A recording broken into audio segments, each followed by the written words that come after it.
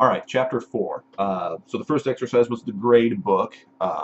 Here's my gradebook class. See, there's the class. I've created some private strings here, and then I've made their properties here public. And then you can see I've got the returning information into instructor 1 here, and the instructor 1 value will pull from here. Same thing with instructor. And then down here we've got the public void display message method, and it's down here. So there it is. Call, the course name, and all that good stuff. If we go over to the test, this is where I set up, my test program for gradebook. It's going to create gradebook 1 equals a new gradebook here, and then gradebook 1 instructor equals Josh Warner, gradebook 1 instructor 1 equals Judy Jones. So that, if I go back here, that's what this up here is all about, and these properties and whatnot. And then down here I've got the console, writing out all that information and stuff. So let's just go see it run. There it is. Welcome to the program, gradebook for CS 101. Introduction to C# programming. This course was presented by Josh Warner, and then it changes it to Judy Jones, and then down here it redisplays it as Judy Jones. So those were the two instructors.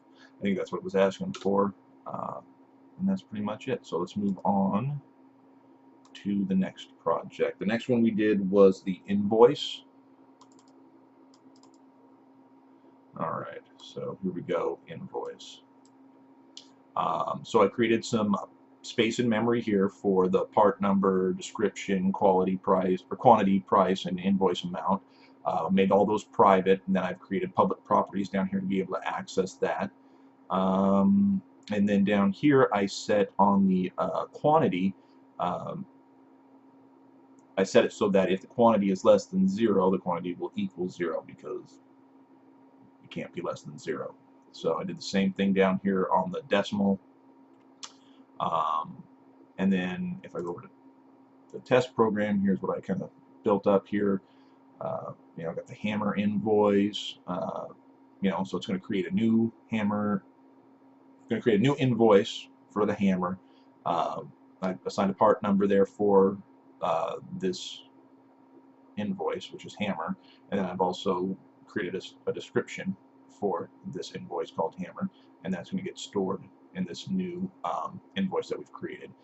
And I did the same thing down here for the yellow hammer and a bunch of the other ones. These pretty much all kind of repeat. And then I've got the console writing all the information out. So the part number, it's going to go to, for the part number 0, which is hammer.part number. For the description, which is 1, which is over here, hammer.description. So it'll go back to those and get that information. And then I put in here to enter the quantity so that you could, put in how many hammers and stuff you wanted. I don't think that it asked you to do that, but I put it in there because I thought it'd be kind of fun. Let's go ahead and run it and see how that works. So here I can enter the quantity of the hammer and say I want 2.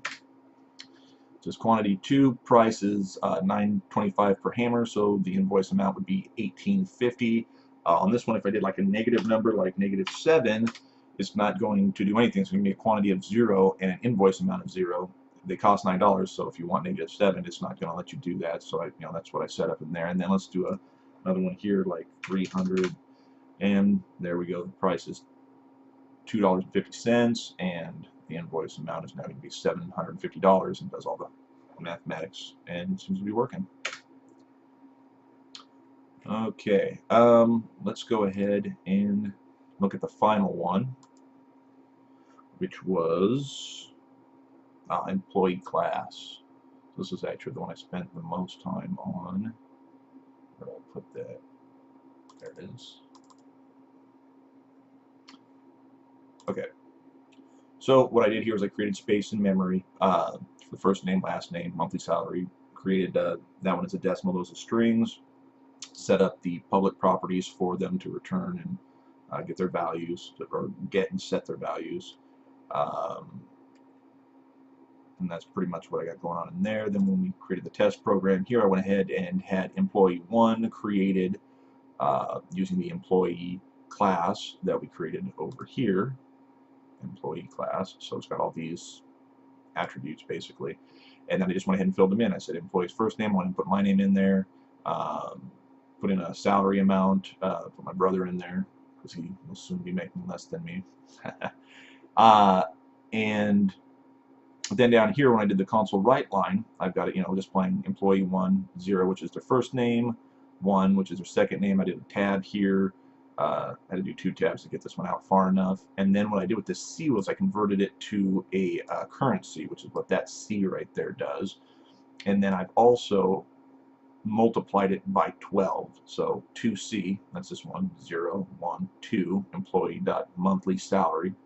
So I've taken that monthly salary, converted it to a currency, and then multiplied it by 12 to give me my yearly salary. And then down here, I did the same thing for employee 2. But then when we had to increase the give a 10% raise, I went ahead and did basically the same thing, except I multiplied instead of by 12 by 12.1, 0.1 representing the 10%. And then I put an M down there to force the literal to be a decimal. So that's what that M does, and it allowed me to multiply by 0.1. I found that on Google. And let's go ahead and see that one run. So let's start, bring that into view here. And there it is, employee 1, $120,000 versus $108,000, raised by 10%, and we get 121 and 108. So I think that's what we were supposed to do. Yeah, all right.